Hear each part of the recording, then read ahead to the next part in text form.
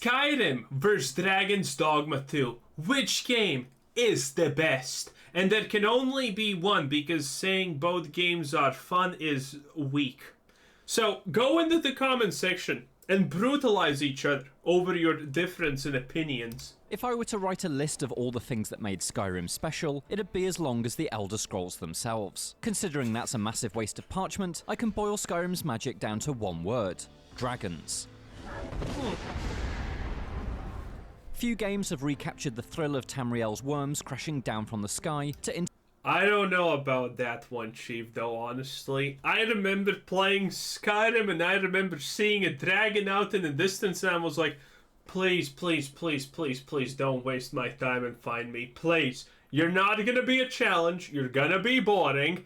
You're just gonna use your bread attack, and I'm just gonna stand in the bread attack and use heal, and that's gonna be the end of the story. Please don't interrupt an otherwise run-of-the-mill fetch quest. But I've got good news. That very same sense of awe, terror and excitement fuels Dragon's Dogma 2, a game where a towering cyclops can unexpectedly emerge from the forest's edge, or a terrifying drake swoop down from on high, all in unscripted, emergent moments.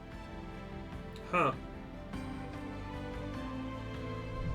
If you're familiar with the original Dragon's Dogma, then you'll likely know that the game's director, Hideaki Itsuno, was partially inspired by the Elder Scrolls series. That inspiration makes the first game, and in turn Dragon's Dogma 2, stand out not only against the traditions of Japanese-developed RPGs, but also much of the Western RPG scene too.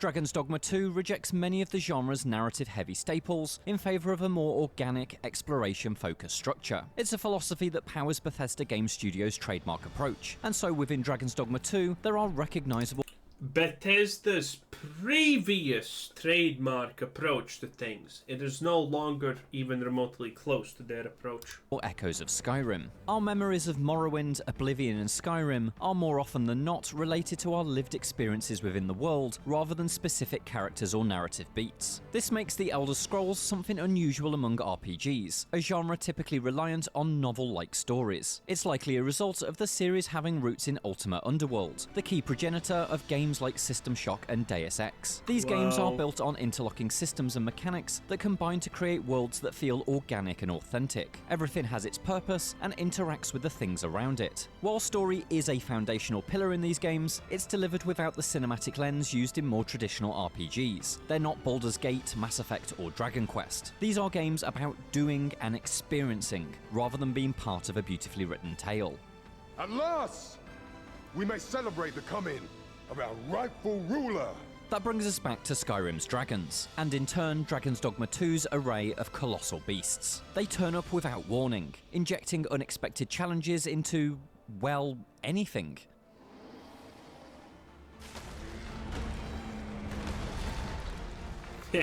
Nice. You could be having a mundane stroll back to the city to hand in a quest, or be in the middle of an already heated battle. Just yesterday, I was on an errand to collect gold ore, only for my mining expedition to be interrupted by a ferocious griffin. A great battle ensued, with my party calling down bolts of lightning and shooting flaming arrows in an attempt to bring it down. The creature eventually realised it And a spell spear. Well, mystic spear. And a mystic spear just randomly doing wobbly things without hitting the opponent and pretending that he was a part of it.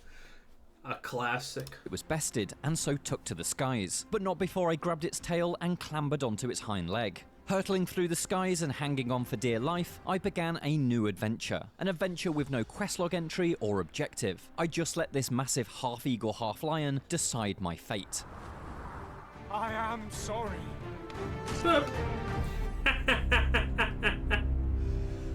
Classic. Many RPGs carry the sense of being crafted for you. Nice. Every quest is bespoke for your protagonist. Dragon's Dogma 2 feels much more organic. The world lives and breathes of its own accord, and every time you step outside your front door, you're at the mercy of the overlapping systems that give its creatures life and make its rivers flow. I should mention here that Dragon's Dogma 2's rivers can literally eat you. It means that every journey is an anecdote delivery machine. You can't go from A to B without some kind of wild and wonderful event leaping out at you. I recall my time in Skyrim in exactly the same way. Permanent images of being chased by frost trolls. Bruh, this giant. The first time I encountered this giant, I actually didn't encounter it. I didn't see the giant, and you know, then these rando guys just approach me and say, "Hey, coward, good job not helping us with the giant." And I'm like, huh? What do you mean? Should I kill you? And then you can't. And stumbling across giants herding mammoths, none of which were part of any actual quest. Many of us remember Bethesda's shtick of saying, "See that mountain? You can go there." But it wasn't actually the mountain that was important, it was the journey there. The many unscripted, organic moments that happened on your particular journey are what makes Skyrim special, as they made it your experience, not everybody else's. Dragon's Dogma 2 is an entire game cut from this same cloth. This kind of approach comes with its own drawbacks though. Creating a land this big, where the fun is often whatever happens to you. Okay, let's stop pretending that Skyrim was even remotely the first game that actually gave you the ability to go out and do whatever, you know, stuff like you wanted, okay? They were not the first open world game. It is what it is. It's not even close. Rather than pre-scripted events, means there has to be a dozen systems constantly ticking behind the scenes to keep the world alive. More moving parts means more jank, and if there's anything a Skyrim fan knows well, it's jank. Well, yeah, but not, you know, Dragon's Dogma does good jank, like the griffin just randomly magically appearing, you know, while you're taking a dump. But this is just Bethesda being bad at being Bethesda. Dragon's Dogma 2 is exactly the same. Its NPCs repeat ever-looping dialogue. Your companions are over-eager and constantly get in trouble.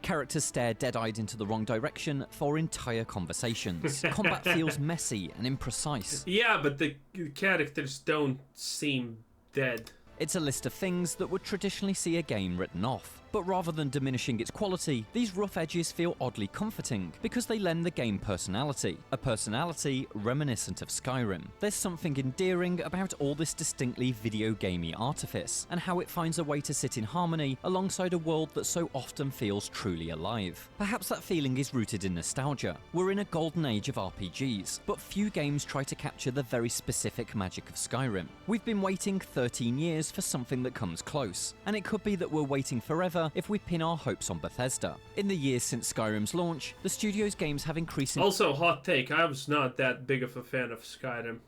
I played it like once and then reinstalled it like a year or two later or something like that, and that's it. Never finished the story, didn't even care. You know, it is what it is. It was fun, but it wasn't special. Been inspired by the survival genre rather than advancements in the RPG space. Fallout 4's crafting and building focus was a clear response to Minecraft's colossal success, while Fallout 76 attempted to ride the wave of Steam's survival game boom. More recently, Starfield's procedurally... Wait, what? Fallout's building system is because Minecraft exists? Are we real?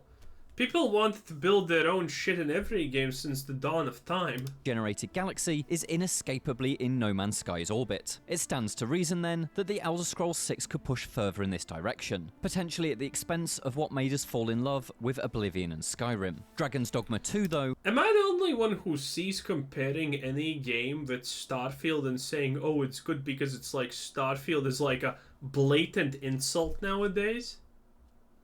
Because it really does. With its map absent of icon clutter and reliance on curiosity, discovery and emergent gameplay, feels akin to a Bethesda game that took inspiration from Breath of the Wild and Elden Ring. These are touchstones that are hard not to get excited about. I appreciate Bethesda is what it is precisely because it doesn't make RPGs like anyone else, but I'd like to see it push focus on its open worlds rather than its survival elements. Thankfully, that's what I'm getting from Dragon's Dogma 2. Welcome, Arisen. We pawns have long awaited your arrival. Capcom's latest is different.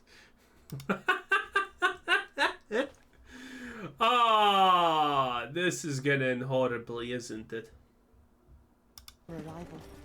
Capcom's latest is different from Skyrim in many ways. Its lore is a pamphlet in comparison. Its quest design is only half as good, and you definitely can't play as a stealth archer. It's much more challenging than an Elder Scrolls game too, with long and often arduous journeys that must be sufficiently planned for. Messing up can mean reverting to an hours-old save. And so Dragon's Dogma 2 is not a spiritual sequel to Skyrim in the way that Obsidian's Avowed is positioned to be. But oh yeah, I think Avowed is going to be decent at the bare minimum. I think Avowed is going to be good. Avowed is the Skyrim we never had. Skyrim's true magic was never what it was, but how it made you feel. And for the first time in 13 What? years, I finally had that same feeling again. The world of Dragon's Dogma 2 has the spirit of Skyrim flowing through it. It feels like a home away from home. Although only if you think home should be full of 20 feet tall monsters that surprise attack you in the middle of the night.